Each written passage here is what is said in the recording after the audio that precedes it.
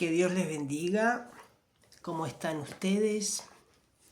Una vez más, estamos en comunicación desde Torre Pellice, Piemonte, Italia, los valles valdenses. Aquí me encuentro con la inmensa satisfacción de poder representar, en cierto modo, a nuestra iglesia valdense de Tarariras y Artilleros. Y en esta ocasión estoy enviándoles un gran saludo y una reflexión, compartiendo con ustedes en esta ocasión, ya entrando en el mes de agosto. El mes de agosto que, como ustedes sabrán, aquí en Europa es pleno verano, ¿no? Es lo que para Uruguay sería la temporada de enero. Bueno, el paralelo es agosto en Europa. Y en el Río de la Plata es uno de los meses más fríos, ¿no? Julio, junio, agosto. Allí se siente más el periodo invernal. Agosto para los valdenses es un tiempo especial porque el 15 de agosto viene recordado como el Día de la Fraternidad Valdense. La fraternidad, que es un argumento muy lindo en el cual se comparte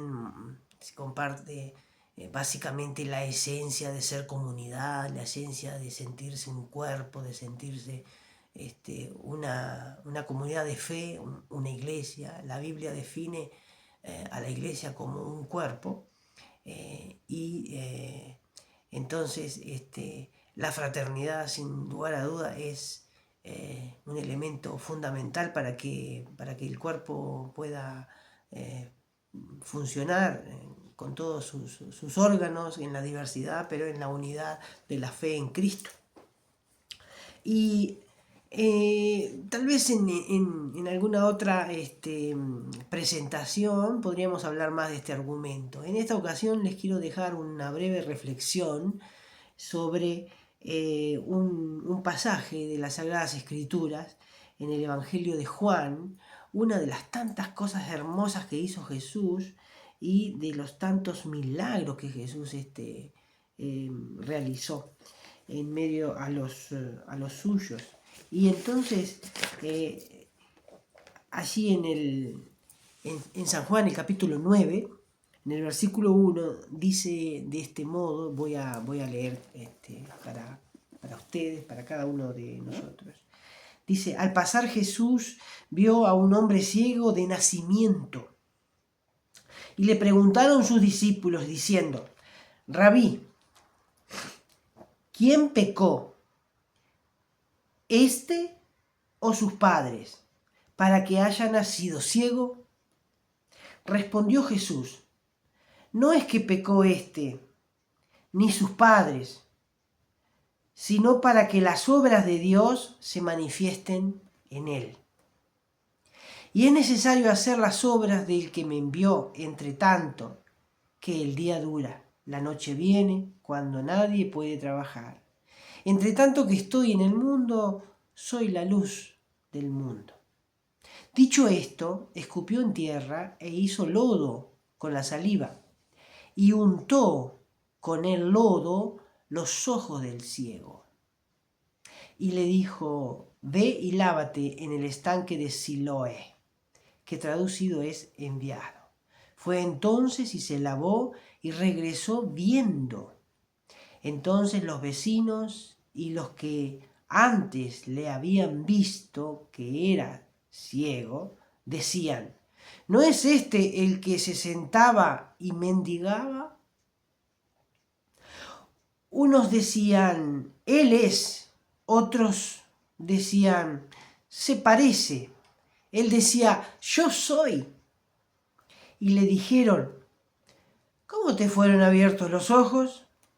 Respondió él y dijo: aquel hombre que se llama Jesús hizo lodo, me untó los ojos y me dijo, ve a Siloé y lávate. Y fui y me lavé y recibí la vista. Entonces le dijeron, ¿dónde está él? Él dijo, no sé. Lo llevaron entonces a los fariseos a este hombre que había sido ciego.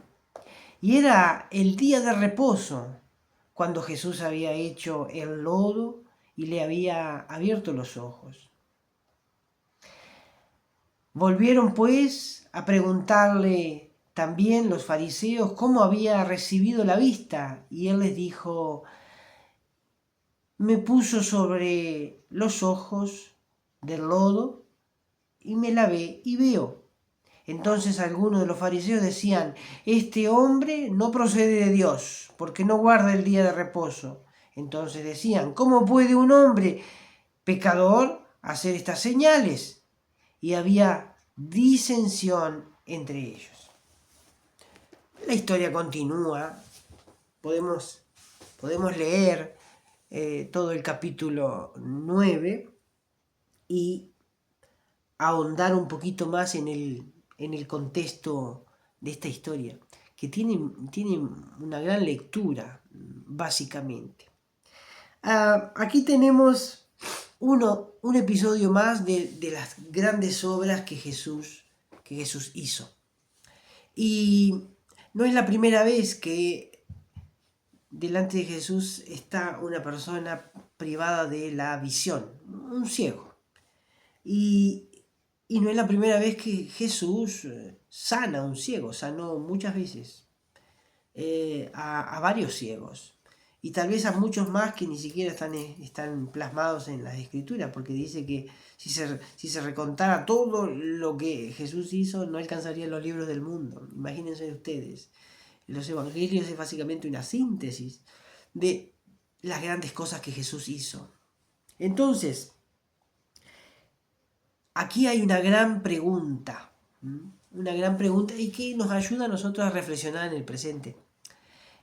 Por eso la Biblia es palabra viva, porque es tan actual como lo fue en el pasado, lo es en el presente. Y entonces resulta que Jesús pasa por un cierto lugar y dice que había un hombre ciego de nacimiento. Y la gran pregunta de sus discípulos, de los que estaban allí con él, que lo seguían, que estaban precisamente aprendiendo día a día, hora a hora, lo que Jesús iba haciendo, demostrando, diciendo y haciendo básicamente, los discípulos le hicieron una pregunta muy importante. Una pregunta que tiene que ver con el juicio de valores que hacemos todos los seres humanos. ¿Quién tiene la culpa? Entonces le preguntaron a Jesús, diciendo, Maestro, ¿quién pecó? El pecado es la falta, ¿no? El pecado es básicamente es ese errar, ese no hacer la voluntad de Dios. Eso es el pecado. El pecado es lo que nos aleja de Dios, lo que nos priva de su salvación, lo que nos condena. El pecado es lo que nos limita a la voluntad de Dios y a las bendiciones de Dios. Por eso somos pecadores, porque tenemos una naturaleza caída, pecadora. Y los discípulos, al ver este ciego, este hombre que estaba allí, que bueno, estaba habituado a pedir limosna, no podía hacer otra cosa, le preguntan, ¿quién pecó? ¿Quién tiene la culpa de que esta persona haya nacido ciega? ¿Fue él o fueron sus padres?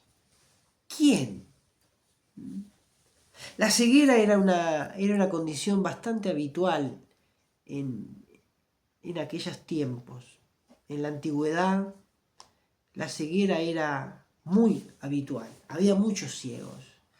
Era muy fácil, con el calor del desierto en las zonas de Medio Oriente, calor, arena fina, tormentas de arena, condiciones difíciles, atmosféricas muchas veces.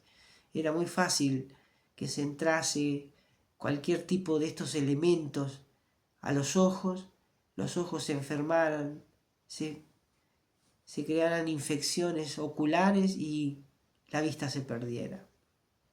Tenemos un referimiento muy interesante en Apocalipsis, en capítulo 3, cuando habla del mensaje del Señor a la iglesia de la Odisea. Dice el Señor a los creyentes en la Odisea: unge tus ojos con colirio para que veas. La Odisea, una de las iglesias del Asia Menor, era famosa porque allí se elaboraban, había muchos laboratorios, se elaboraban ungüentos para las enfermedades de la vista.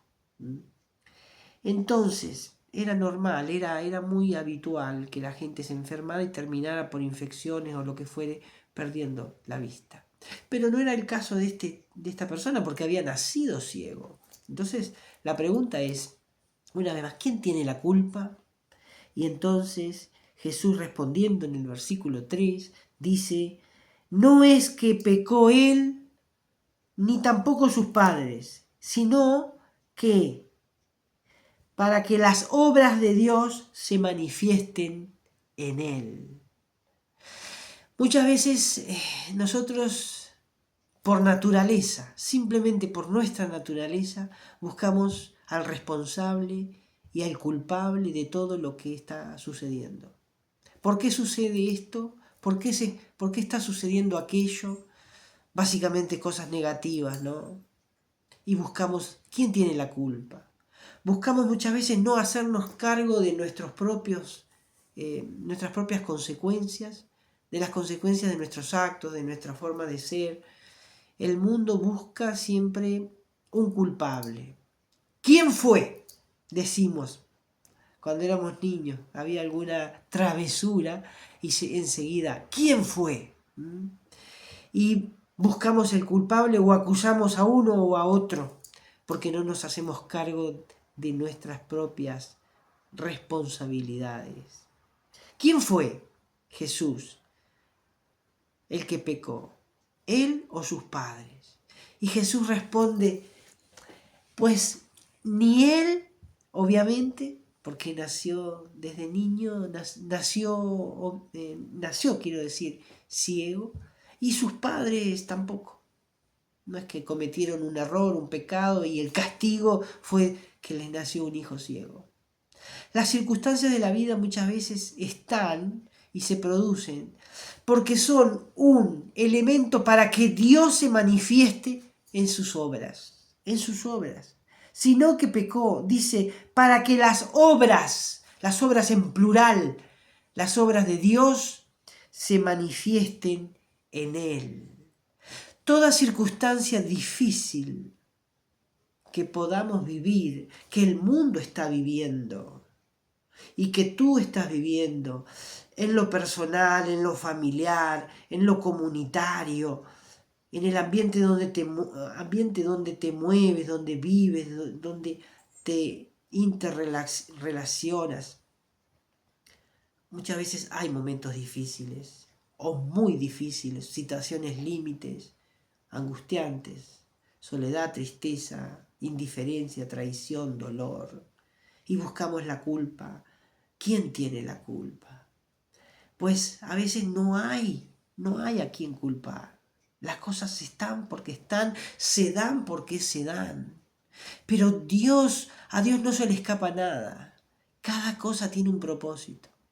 Si el mundo está andando en este modo, es porque Dios, a través de estas circunstancias, quiere hacer la mejor obra en nosotros, en tu corazón y en el mío. En tu corazón y en el mío, Dios quiere obrar. Y hay una palabra que el apóstol San Pablo le da a los cristianos de Filipos, o sea, la epístola a los filipenses, en el capítulo 1, verso 6, dice: aquel que inició la buena obra, la perfeccionará en vosotros hasta el día de Jesucristo. aquel que inició la buena obra. Si el Señor ha iniciado algo en ti, ha puesto la semilla del Evangelio, la semilla tal vez de la curiosidad, la semilla de la esperanza, la semilla del amor, la semilla del perdón, la semilla del hoy voy a volver a empezar. Dice que Él la va a perfeccionar hasta el día de Jesús. Nuestra naturaleza nos lleva permanentemente a buscar quién tiene la culpa de lo que ha pasado o de lo que está pasando. En cambio Jesús dice, no busques la culpa, porque ni uno ni otro. Todo esto que está pasando es la plataforma para que Dios haga obras, en plural, haga obras en ti, en mí, en nosotros. Nosotros somos el espacio donde Dios quiere trabajar. Dios quiere hacer cosas. ¿Será que le vamos a permitir que las haga? Porque Él es todopoderoso, pero depende de nuestro permiso para que Él intervenga. Entonces Jesús fue, ¿y qué hizo? Dice que hizo barro con su saliva, un método un poco extraño, ¿no? Y se lo puso en los ojitos a ese hombre y le dijo, ve y lávate. Y él fue, porque también nosotros tenemos que ser parte de ese milagro, tenemos que, para que el milagro ocurra en tu vida, en la mía, tenemos que obedecer al mandato del Señor, porque el propósito de Dios es bendecirnos, incluso en medio de esas circunstancias en que no entendemos el porqué, buscamos un responsable y no lo encontramos. Y Dios dice, no te preocupes por buscar responsables y culpables.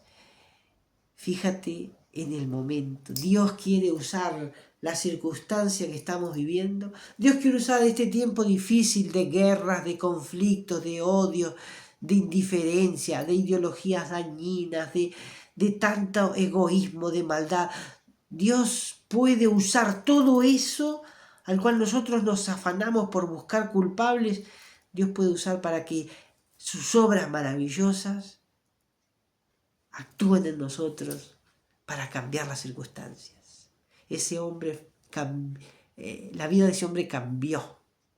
Y luego incluso hubo gente que lo criticó y se enojó porque Jesús hizo el milagro el día en que se descansaba, se reposaba.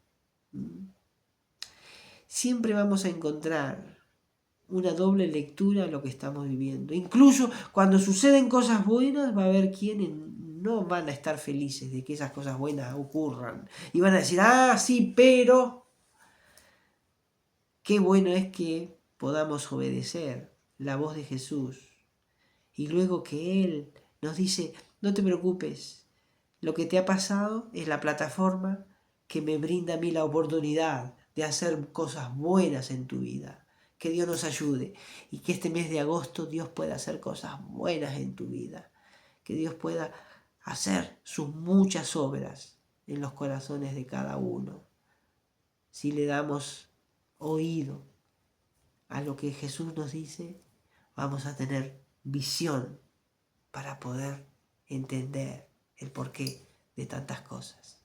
Que Dios te bendiga. Un saludo grande de parte de la Iglesia Evangélica Valdense de Tarariras y Artilleros.